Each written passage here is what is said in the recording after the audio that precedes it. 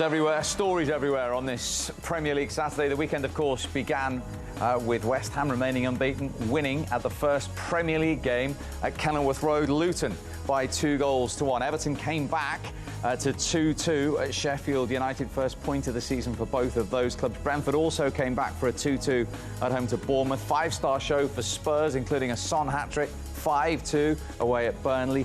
Defeat for Chelsea, again under Mauricio Pochettino, at home to Nottingham Forest by 1-0. A five-star show for the champions Manchester City, and another hat-trick for Erling Haaland, 7 in his City career already. They beat Fulham 5-1. We've just watched Brighton beat Newcastle 3-1. 3 games for you on a Super Sunday. Wolves Palace will bring you Villa live at Anfield, and then wrapping up the weekend, Arsenal against Manchester United from the Emirates. Early days, but supporters still like to look at the table. Well, Burnley and Luton don't, because they're still waiting for their first point, and Bournemouth, Sheffield United and Everton are still waiting for their first wins. And Chelsea have 4 points from 4 games. That's their worst start at that stage since 1995. One team with a 100% record, no surprise, it is the treble winners, Manchester City, but Spurs and West Ham in good order. And Brighton, 4 games in, they're up to 4th. Liverpool, of course, and Arsenal and Villa have the opportunity to go a level on points or above them in those games tomorrow. Big win against a big team, how does it feel? Yeah, good, very good. We knew it was going to be a tough game, and listen, we got the 3 points in the end. Good game overall. I see you just walk off with a match ball. Have you put it somewhere safe? How does it feel to get your first senior hat-trick? Yeah, obviously delighted. Wasn't, especially in a league like this against a team like that, you know what I mean? Like they're Champions League this year, but I think it's in the dressing room. Someone's probably punctured it or something right now. Your first one owed a lot to quick reactions. The third one, there was a little slice of luck, maybe. Tell me about the second one, though. You seem to be celebrating before it hit the net. Yeah, no, I think it's one of them when you're in the moment, and you know when you catch it clean and sort of caught the keeper wrong-footed and it went in, yeah. How special does this manager make you feel when you step onto that pitch? Yeah, very good. I think he makes everyone feel a certain way, because we're all certain we know what we're doing out on the pitch, so there's no doubts going into the game. So we all have full belief that we can go out and do and get 3 points. I realise West Ham and Newcastle play very different styles, but why was today so different to last week? I'm not sure. I think sometimes it's good to lose a game so you can bounce back and you can get sort of a bit of bite back into, you know what I mean? It's like trying not to get a bit sloppy, but I think today we bounced back and done well. And you've now, in the 9 months under this manager, you've already beaten Chelsea, United, Liverpool, now Newcastle here at home. How far can this team go? I'm not sure. It's hard to say. It's going to be a long season, but obviously the draw came out yesterday for the Europa League, so we'll see where we can go. Evan, 4th youngest Premier League hat-trick. Congratulations. Thanks very much. Well played. Thank you. He will certainly remember that. 3 hat-tricks today. He's in good company with Erling Haaland and Son. First time, actually. There have been 3 hat-tricks in the Premier League on the same day since September 1995. Robbie Fowler that day, Tony Yeboah and... Me. Can't remember the last one. You got that many, they all roll into one. How will he, in all seriousness, how will he be? What a special day at 80. He won't sleep well tonight, but for a good way, because he'll be going through every single touch and all 3 of his goals. It doesn't matter that the third one took a little bit of a deflection, because the first 2 were brilliant. I mean, terrible defending from Newcastle, but that doesn't matter one bit to him. He'll never ever forget this day. It'll be in his mind for the rest of his life, and should be. He's a special talent already. I can tell just with his movement and his technique and his touch and his understanding of the game. So yeah, he'll be on a high tonight and for the next few days. But he deserves it. He's a really, really special talent, you can tell. And aside for the errors that we're going to talk about for that first goal from Newcastle, was it a reactive sort of instinct position from him, from a centre-forward's point of view? Yeah, it was. We said it before the game. It's going to be a really interesting battle, because Eddie Howe chose to play Dan Burn at centre-half rather than at left-back and not bring in Lascelles. And we said before the game it's going to be an interesting battle, because Ferguson is a really good player and clever, intelligent, despite his young age. He won that battle hands down today, because Dan Burn didn't know what to do with him, didn't know how to deal with him, because he didn't know whether to go tight, didn't know whether to drop off. And in the end, he dropped off, and Ferguson absolutely punished him. And he punished the goalkeeper here for a mistake. I mean, it was a terrible goal. So many errors from Newcastle in one move. Another error there from Tonali. Another error there from Nick Pope. But he's still got to be there. He's still got to finish it off. And it was really clever positioning from him. You've always got to be alive and alert, waiting for someone to make an error. And he certainly was.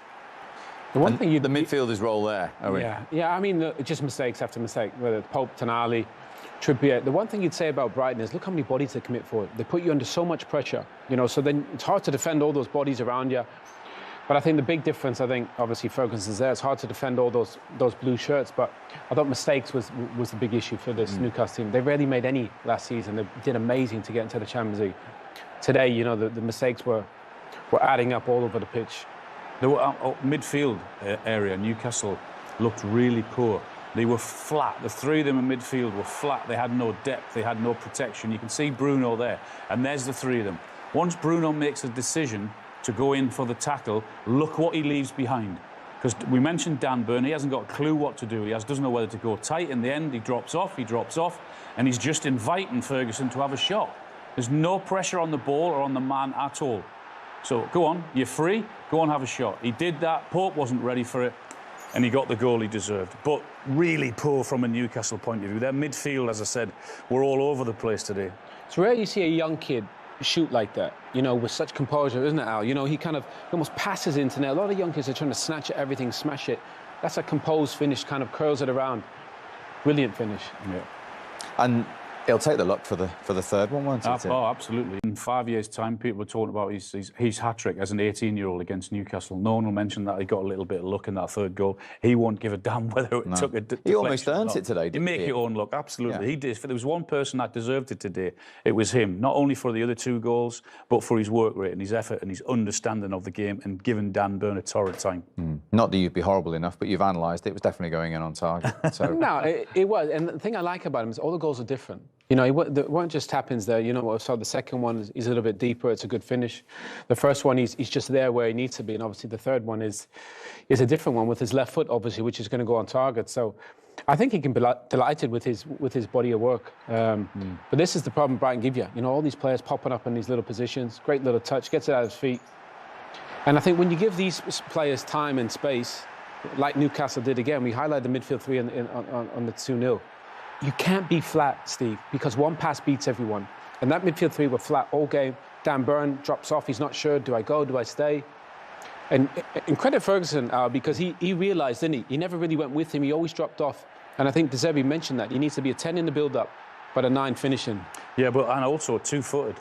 You can tell he looks comfortable going either way, left foot or right foot, which is a nightmare for a defender also, because if you're strong on both, then that's a huge advantage to you.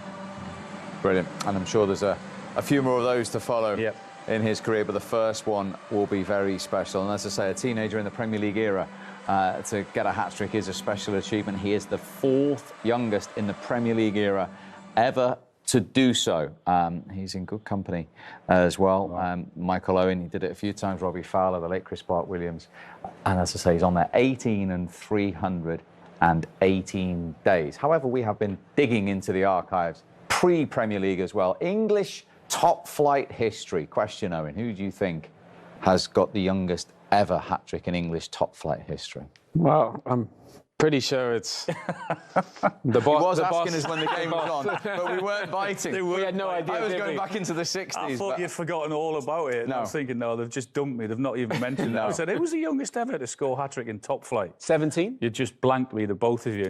But little did I know you were doing your homework. Well over the years, you've mentioned it once or twice now, and that was all. I might have heard it along the line. But for those viewers who haven't, it was for your full debut for Southampton. It was back in 1988, 17-year-old, yeah. Didn't know I was playing till lunchtime of the game, so I didn't really have any time to get nervous. And went out. I think I broke Jimmy Greaves' record. I think he was the youngest before me, so it wasn't a bad record. I never scored again that season, though, unfortunately. Did you not? But you got a new contract, what, a few days later? I got a new contract 4 days later, absolutely, so it was a good week. Yeah, and the next question, how many more hat-tricks after that did you get in your career? I think it was 12 in the Premier League, was it? Or in all comps? One for England. Not sure of how many. 16. 16, was it? Okay. He'll need a new house for all those balls. I've still got them all. All 16 of them? Still got them all, yeah, all of them. Where are they? They're actually in storage at the minute, but I've still got them all. Don't tell Newcastle fans where they're being delivered next month. The Shearer Museum. Yeah. Okay, well done to Evan Ferguson for his first. Newcastle did get one back at the end. It proved a mere consolation for Callum Wilson. Yeah, he looked good, to be fair, when he came on. I mean, he has a lot of work to do here, by the way, you know, running the channel, the touch. I like this ball, just help it around. Callum Wilson, these types, they want to run onto these things. I like it. It's a really good goal out. It's a really clever finish. You just watch the outside of the right foot here, the balance. It's clever. He sort of guides it in. But, you know, he would have been really angry with the manager because he's not started again, didn't start the last game, and has come on. So, but when you're winning games, the manager can say, okay, no, I'm going to give someone else the chance or keep on going with the team I've got. Now that he's come on and now that he's scored, he's got every right to go and bang on the manager's door and say, hang on a minute, play me next game. You have to play me next game. And that's exactly what he should be doing, because other than him, I think they were all over the place. No one could have come off that pitch with any credit other than him in a Newcastle shirt.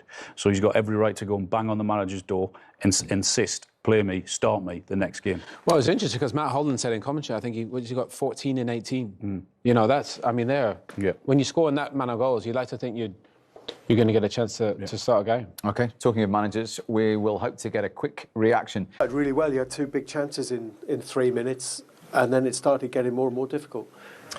Yeah, I think we did start really well, and those chances are key when you come here, because you know that Brighton are a very good team, and we had momentum in the early stages.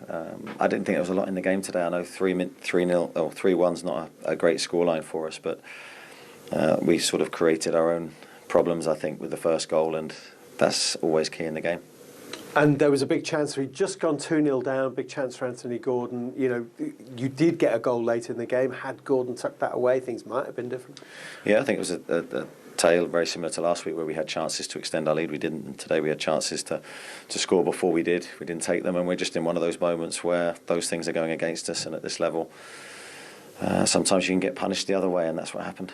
Obviously, this group of 3 games is really difficult. You're playing against 3 very, very good sides, but really disappointing to have lost them all in different ways, obviously. Yeah. I mean, when you reflect back on the start of the season, we knew when the fixture list came out, this was an incredibly difficult start for us, but a massive win in the first one. A very tight game against Manchester City.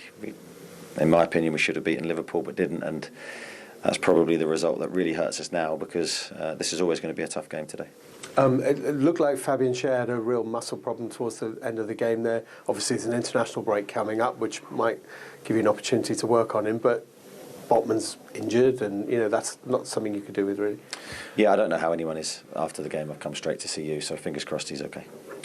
What are your thoughts when you look at this start now? 3 points from 4 games. I mean, it leaves you adrift, clearly, and the expectations, the ambitions of the club are very different from what they were 3-4 years ago. Yeah, that's the reality of what we're dealing with this season. We knew it was a totally different season to last year. The expectations go up, the demands go up. It's been a disappointing start in terms of results, but I can't fault the effort of the players. I thought we did keep going to the end, highlighted by Callum's goal, and I think at the moment we have to stick with those positives. All right, Eddie, thank you very much. Thank you. Cheers. Yeah, it is early days and expectations have risen. Are you sticking with positives? 3 defeats in those 4 difficult games? Yeah, there are concerns. You have to find a way when you haven't been winning games. There hasn't been many times throughout Eddie's reign at Newcastle that you look at a game and you say, we deserve to be beaten today and they were the better team. Today was one of them. So Newcastle have had a really good run of form leading into this season. They had a really good start against Aston Villa. It was always going to be really tough against City and Liverpool. But I agree with Eddie in terms of last week against Liverpool. You don't take your chances, you get punished, and that's exactly what happened. But I'd also be slightly concerned in the way the midfield folded in the last 20 minutes against Liverpool last weekend and how the midfield looked today. They looked really poor. That was a big strength of theirs against Aston Villa when we highlighted Tonali and Bruno and Joe Linton. Last weekend for 20 minutes it didn't work, and for 90 minutes it didn't work today. So that's probably what they're going to be looking at during the next 2 weeks. It'll be a long 2 weeks for them. But they've got 3 winnable games next. They've got Burnley and Sheffield United, the next 3 league games. They're key. They've got to get back on track. No panic, no huge criticism. They got beat today. And thank you, gentlemen. So. Thank you. It's a big day for Evan Ferguson. We'll see you soon. Brighton lead at half-time in the battle between the two teams who were both beaten last weekend. What have you made of that first half, Owen? I don't want to upset Al and his beloved Newcastle. I think we've already done that, but know. So far away. But, you know, this is a really good Brighton side, and I think they showed that in the first half. We said they dominate the ball. They were clinical when they need to be. But Newcastle had some good chances, some big chances, but they didn't take. But this Brighton side, they've shown technically with the ball that they're a fantastic team. We'll come to those chances in a moment. How much frustration with the way the goal was scored, though, Alan? Oh, I mean, there were so many errors leading up to the goal. Obviously, Nick Pope has played his part on 2 occasions. The first was the kick that it's got to go upfield or it's got to go out.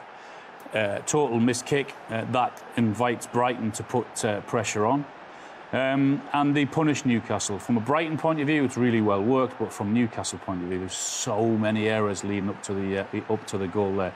We've already seen one, the kick, seen another one from Trippier, another one from Tonali on the edge of the box. There's the first one.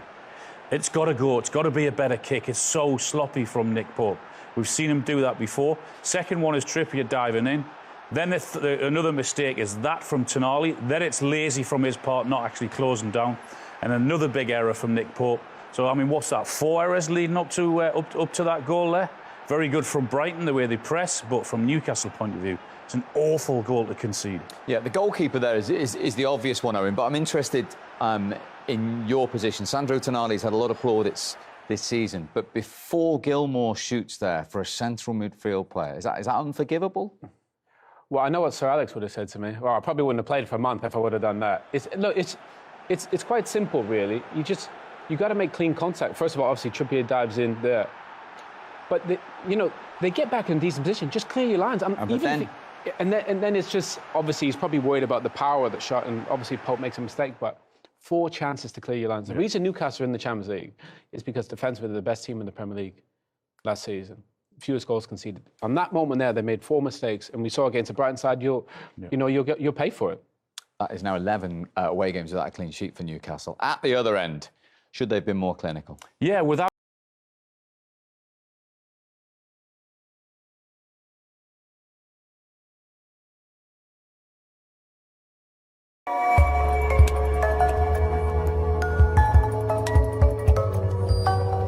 Position MRBEAR. Alors, que se passe-t-il? Le buteur Hakim Ziyech est resté au sol.